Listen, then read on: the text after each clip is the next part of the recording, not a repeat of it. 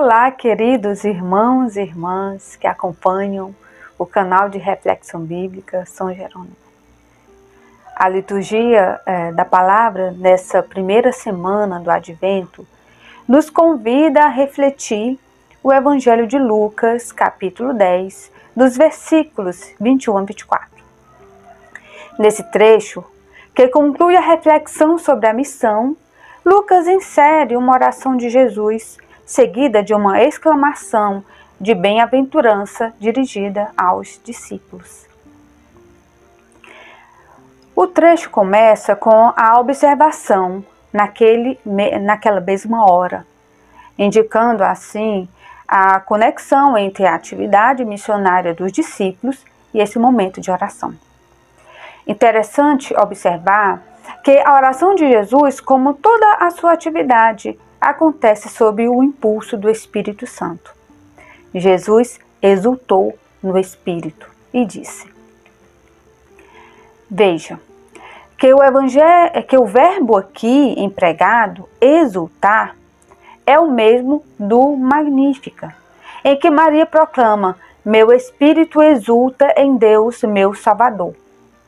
É o júbilo que brota na alma humana diante do reconhecimento da salvação de Deus.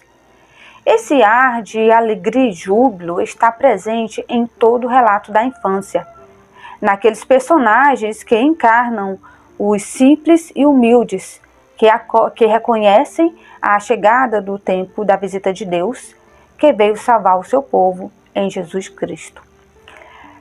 No caso aqui, da oração de Jesus, é uma explosão de reconhecimento ao Pai pela realização de seu projeto salvífico. E os beneficiários dessa revelação salvífica não são os sábios e entendidos, que no ambiente de Jesus são os que possuem o conhecimento da lei religiosa e moral, que o Evangelho chama de escribas e doutores da lei. Mas os beneficiários da revelação salvífica são os pequenos, quer dizer, os simples e humildes. Contraposto aos doutos na literatura sapiencial, os pequenos são os ignorantes, aquelas pessoas desprovidas da cultura religiosa judaica. Na época de Jesus, são os pobres, os excluídos da cultura salvífica da lei, declarados pecadores pelos doutores da lei. Mas, para Jesus, são os pequenos, os destinatários da revelação salvífica, porque são completamente disponíveis e abertos à novidade da salvação de Deus realizada em Jesus de Nazaré.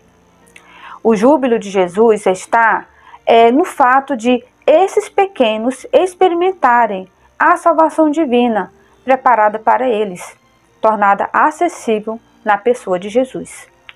Bem, de fato, a novidade da revelação evangélica é que o encontro salvífico com Deus não passa mais através de uma doutrina ou uma moral de que os peritos, os doutos, são os depositários e fiscalizadores.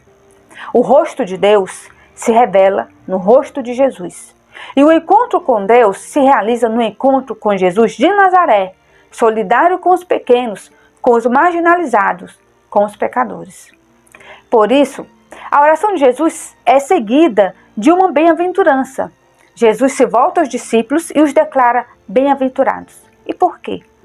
Porque viram e ouviram a realização das expectativas e esperanças messiânicas dos antigos profetas e líderes de Israel. Ver e ouvir são dois agentes indispensáveis para a realização da salvação em Jesus Cristo. O ver diz respeito ao reconhecimento de Jesus como enviado de Deus, como Simão, no relato da infância, que viu a salvação de Deus e por isso pode descansar em paz. O ouvir significa aderir ao anúncio de Jesus, acolher sua palavra salvadora, assumindo na vida os valores do reino de Deus e a responsabilidade pelo anúncio do Evangelho. Por isso, a bem-aventurança não se trata somente de beatitude, nem da exaltação dos discípulos pelo privilégio de testemunhar a intervenção escatológica de Deus inaugurada na atividade de Jesus.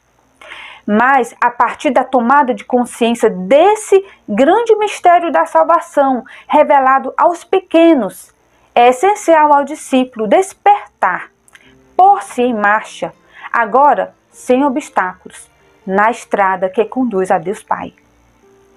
É essa a tarefa dos discípulos e discípulas de Jesus, evangelizar a todos, sem exceção, principalmente aos marginalizados da sociedade e da igreja, anunciando de forma clara que o encontro salvífico com Deus não acontece mais através de uma fórmula doutrinal ou de uma moral, uma regra moral, mas no encontro vital com o homem Jesus, o Filho único que revela o Pai.